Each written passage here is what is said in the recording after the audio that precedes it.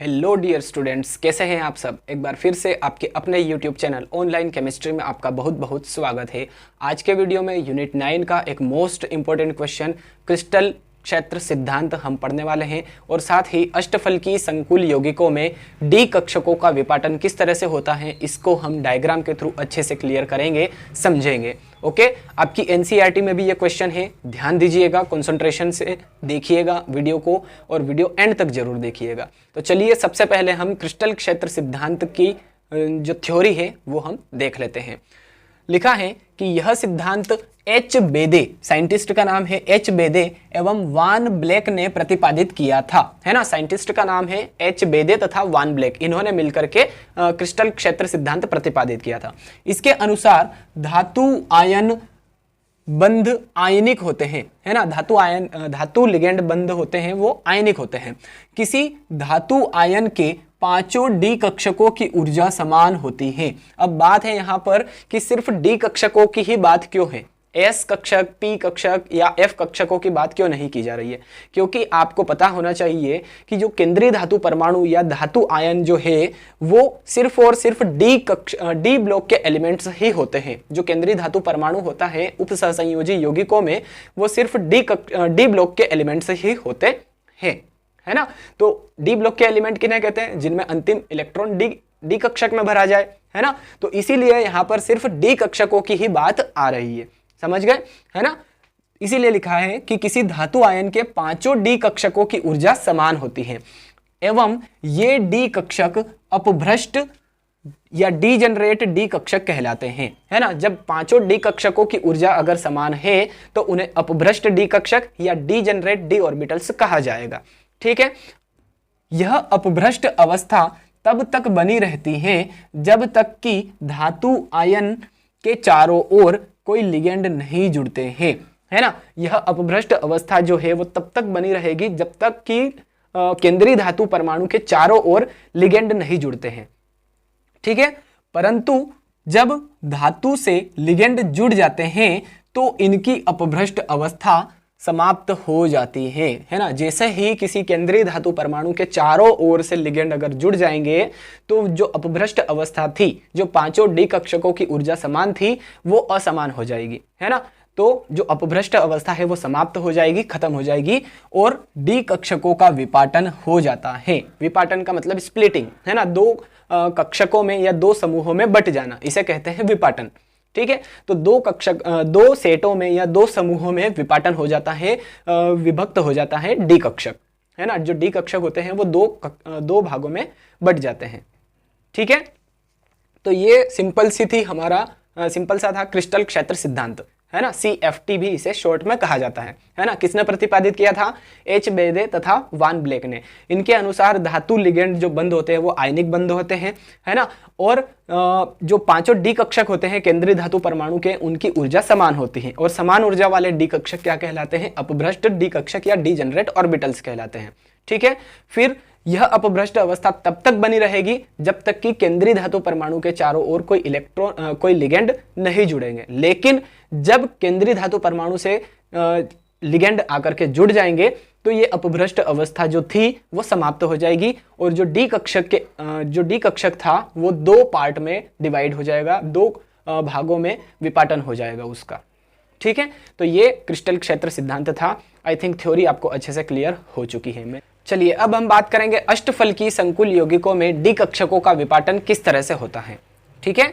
लिखा है कि अष्टफलकीय संकुलों में जब धातु आयन से कोई लिगेंड जुड़ता है तो धातु के समान ऊर्जा वाले डी कक्षक, जिन्हें हम डीजेनरेट डी ऑर्बिटल्स कहते थे या अपभ्रष्ट डी कक्षक कहते थे, वो दो असमान ऊर्जा वाले समूहों में विभक्त हो जाते हैं, है ना। जैसे कि ऊपर पढ़ा था हमने क्रिस्टल क्षेत्र सिद्धांत में कि जब अपभ्रष्ट अवस्था समाप्त होती है, जब जो डी कक्षक थे, समान ऊर्जा वाले डी कक्षक थे, उनकी अपभ्रष्ट अवस्था जब समाप्त होगी तो क्या होगा, दो असमान ऊर्जा वाले समूहों में विभक्त हो जाएंगे, विपाटित हो जाएंगे, स्प्लिट हो जाएंगे, है ना। अब वो दो समूह कौन कौन से हैं, लिखा है यहां पर कि DXY, DYZ एवं DZX, है ना। आपको पता होना चाहिए कि जो डी कक्षक होते हैं इस तरह से इसमें 5 भाग होते हैं, ठीक है। 5 भाग होते हैं। अब इनमें से जो आगे वाला है इसे कहते हैं डी एक्स वाई, फिर d Y z, d Z x, D x square minus y square और डी जेड स्क्वायर। ठीक है, ये 5 भाग होते हैं डी कक्षकों के, है ना। अब इनमें से D x Y, D Y Z और D Z x, D x Y, D Y Z और डी जेड एक्स, ये सम्मिलित रूप से क्या कहलाएंगे? T2G, है ना। सही से नहीं दिख रहा होगा आपको, लिख देता हूं फिर से मैं, T2G, है ना। T2G कहते हैं इनको, है ना। ये जो 3 कक्षक हैं इनको क्या कहा जाता है? इन तीनों को T2G, ठीक है, T2G कहा जाता है इनको। और ये अक्षों के मध्य स्थित होते हैं, बहुत ही ज्यादा इंपॉर्टेंट है ये पॉइंट। T2G कक्षक कहां पर स्थित होते हैं? अक्षों के बीच में, अक्षों के मध्य में स्थित होते हैं, है ना। आगे जब हम ये थ्योरी पढ़ेंगे डी कक्षकों का विपाटन, उसमें बहुत ही ज्यादा काम में आने वाला है, ध्यान रखिएगा। T2G कक्षक कहां पर स्थित होते हैं? अक्षों के मध्य में, ठीक।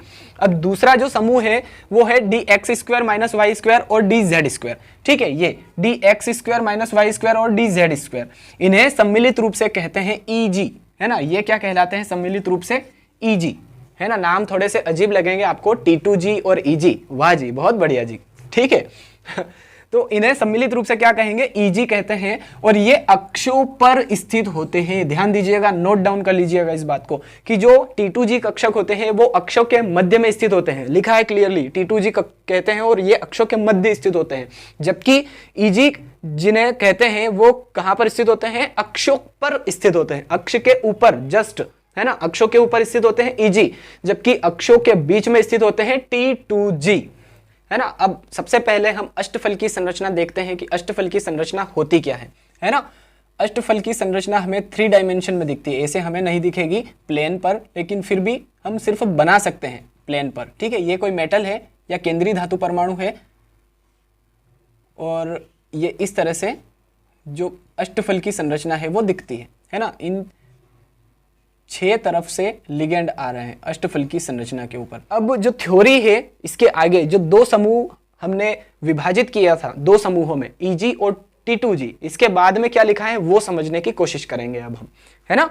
लिखा है कि जब कोई लिगेंड धातु आयन से जुड़ता है तो लिगेंड और धातु के डी कक्षकों के इलेक्ट्रॉनों में प्रतिकर्षण होता है ना। अब आपको पता होना चाहिए कि इलेक्ट्रॉन एक दूसरे को प्रतिकर्षित करते हैं, है ना। इलेक्ट्रॉन और इलेक्ट्रॉन में 36 का आंकड़ा होता है ना, एक दूसरे से नफरत करते हैं ये, क्योंकि देखिए डी कक्षक के डी ब्लॉक के जो एलिमेंट होते हैं उनमें अयुग्मित इलेक्ट्रॉन होते हैं अपने डी कक्षक में, है ना। और लिगेंड के जो लिगेंड जो आ रहा है उनमें भी कुछ ना कुछ तो इलेक्ट्रॉन होंगे ही सही, है ना। क्योंकि लिगेंड क्या करता है? इलेक्ट्रॉन युग्म को दान करता है, और किसे दान करता है? केंद्रीय धातु परमाणु को, ये आपको पता होना चाहिए, है ना। लिगेंड दान करता है और केंद्रीय धातु परमाणु उसे ग्रहण करता है ना। तो जो इलेक्ट्रॉन होंगे लिगेंड के पास और केंद्रीय धातु परमाणु के पास, ये दोनों के इलेक्ट्रॉन क्या करेंगे? एक दूसरे को प्रतिकर्षित करेंगे, रिपल करेंगे, है ना, एक दूसरे से दूर दूर भेजेंगे, प्रतिकर्षण करेंगे, ठीक है। अब आगे लिखा है कि धातु के वे डी कक्षक जो अक्षों पर स्थित होते हैं, ध्यान दीजिएगा, अक्षों पर कौन स्थित होते हैं? Eg, है ना, लिखा है अक्षों पर कौन स्थित होते हैं? Eg कक्षक, Eg, है ना। तो धातु के वे डी कक्षक जो अक्ष पर स्थित होते हैं, है ना, ये जो मेटल है इसके वे डी कक्षक जो अक्ष पर स्थित होते हैं, ये वाले Eg, d x square minus y square और डी जेड स्क्वायर, ये सर्वाधिक प्रतिकर्षित होते हैं। यही लिखा आगे कि जो अक्षों पर स्थित होते हैं सर्वाधिक प्रतिकर्षित होते हैं। क्यों होते हैं सर्वाधिक प्रतिकर्षित? क्योंकि लिगेंड अक्षों से आते हैं। लिगेंड कहां से आ रहे हैं? अक्षों से आ रहे हैं। अब अक्ष देखिए, अगर ये एक्स एक्सिस है ना, तो इसे हम वाई एक्सिस कह सकते हैं और इसके 90 डिग्री पर ये जेड एक्सिस होगी, ठीक है। एक्सिस कब बनती है? जब 90 डिग्री का एंगल हो उनमें, है ना। और यहां पर जो लिगेंड है वो एक्सिस से आ रहे हैं, अक्षों से आ रहे हैं। लिगेंड कहां से आ रहे हैं? अक्षों से आ रहे हैं। तो जो अक्षों के ऊपर स्थित होंगे जो समूह d x square minus y square और डी जेड स्क्वायर, जिन्हें Eg कहते हैं, तो ये अक्षों पर स्थित हैं और अक्षों पर स्थित होने के कारण सर्वाधिक प्रतिकर्षण महसूस करेंगे, ठीक है। और सर्वाधिक प्रतिकर्षण महसूस करेंगे जिससे क्या होगा? इनकी ऊर्जा अधिक हो जाती है, इनकी ऊर्जा क्या हो जाएगी? बढ़ जाएगी, है ना। इनकी ऊर्जा क्या हो जाएगी? उच्च हो जाएगी, बढ़ जाएगी। इसके विपरीत धातु के वे डी कक्षक जो अक्षों के मध्य स्थित होते हैं, अक्षों के बीच में स्थित होते हैं, है ना, यहाँ कहीं स्थित होगा, यहाँ कहीं स्थित होगा या यहाँ कहीं स्थित होगा, है ना। तो अक्षों के बीच में अगर जो डी कक्षक उपस्थित हैं, d x Y, D Y Z और डी जेड एक्स की बात कर रहे हैं, टी टू जी कक्षकों की बात कर रहे हैं जो अक्षों के बीच में स्थित है ना। तो अक्षों के बीच में स्थित रहने वाले जो डी कक्षक हैं वे कम प्रतिकर्षित होते हैं। कम प्रतिकर्षित क्यों होते हैं? क्योंकि अक्षों के बीच में स्थित है और लिगेंड कहां से आ रहे हैं? अक्षों से आ रहे हैं, है ना। तो अक्षों से आ रहे हैं तो अक्ष वाले जो डी कक्षक है उनको प्रतिकर्षित करेंगे। भाई स्वाभाविक सी बात है, इसको एग्जाम्पल से मैं आपको समझाने की कोशिश करता हूं कि अगर मान ले एक बहुत बड़ा सा डैम है ना, बांध है बना हुआ और उसके जस्ट नीचे एक गांव है छोटा सा, है ना, जस्ट नीचे, है ना। ये एक बड़ा सा बांध है, यहाँ पर मान लेते हैं कि ये बांध है और इसके जस्ट नीचे यहाँ पर एक गांव है और दूर दूर तक 10-15 किलोमीटर दूर भी बहुत सारे गांव हैं। तो जब वो बांध टूटेगा तो सबसे ज़्यादा गुस्सा उस बांध में जो पानी भरा हुआ है वो सबसे ज़्यादा हानि या नुकसान कह दें कि वो सबसे ज़्यादा नुकसान किसे पहुंचाएगा? जो जस्ट उसके नीचे स्थित है ना। जो दूर दूर स्थित है गांव उनको कम नुकसान पहुंचाएगा। बांध का पानी, बाढ़ जो आएगी वो जस्ट नीचे वाले गांव में सबसे ज़्यादा हानि पहुंचाएगी, नुकसान पहुंचाएगी, है ना। दूसरे जो ग्रामीण इलाके हैं दूर दूर स्थित उनमें कम नुकसान होगा।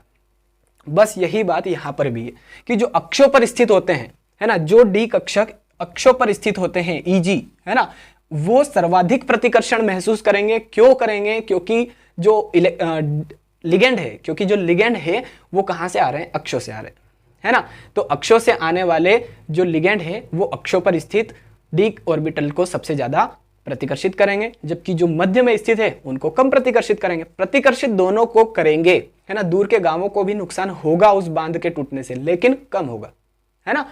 तो अक्षों के बीच में जो होंगे उनको कम प्रतिकर्षण महसूस होगा। अक्षों पर स्थित होने वाले जो डी कक्षक हैं उन्हें सबसे ज्यादा प्रतिकर्षण महसूस होगा, है ना। वही बात लिखी है यहाँ पर कि धातु के वे डी कक्षक जो अक्षों पर स्थित होते हैं सर्वाधिक प्रतिकर्षित होते हैं क्योंकि लिगेंड अक्षों से आते हैं, जिससे इनकी ऊर्जा अधिक हो जाती है। जब हम डायग्राम बनाएंगे इसका विपाटन वाला, डी कक्षकों का विपाटन अष्टफलकीय संकुल यौगिकों में, तो अच्छे से और आपको क्लियर हो जाएगा, है ना। तो इनकी ऊर्जा अधिक हो जाती है। धातु के वे डी कक्षक जो अक्षों के मध्य स्थित होते हैं, अक्षों के बीच में स्थित होते हैं, वे कम प्रतिकर्षित होते हैं, वो कम प्रतिकर्षण महसूस करेंगे, जिससे इनकी ऊर्जा कम हो जाती है ना। इनकी ऊर्जा क्या हो जाएगी? कम हो जाएगी। जो अक्षों के बीच में स्थित होंगे वो कम प्रतिकर्षण महसूस करेंगे, जिससे उनकी ऊर्जा भी कम हो जाएगी।